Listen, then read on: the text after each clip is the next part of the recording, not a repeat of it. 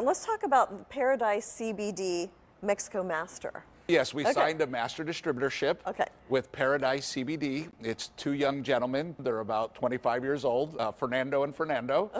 We met them about 6 months ago at a trade show in Las Vegas and went to go visit them at their locations in Monterrey, Mexico, and they came to visit us at our factory, and we spent 3 days with them to get to know them. Fascinating young men. They started with a one-store CBD store, grew it. They have 111 stores right now, franchised, with another 180 stores sold. And within the next year, they're going to open another 180 stores.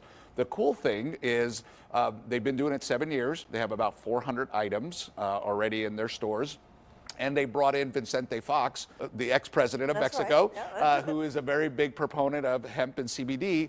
Not only brought him on as an investor in the company, but he's also a franchisee. They sell your normal health and wellness CBD products. They also carry vapes and gummies.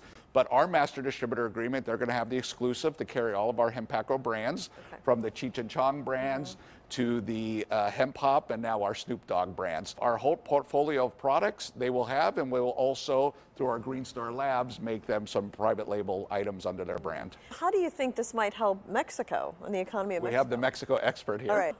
Mexico has more than 120 million people at the moment.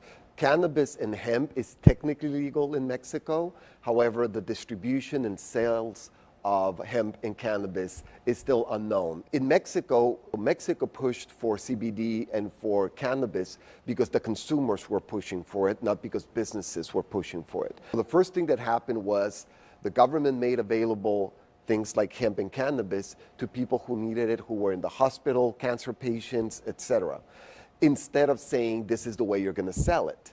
Mexico, until this company Paradise came in, it was an unknown. How are we going to sell in Mexico? How are we going to export in Mexico? How are we going to do all these things in Mexico? Unknown. And then they cracked the nut.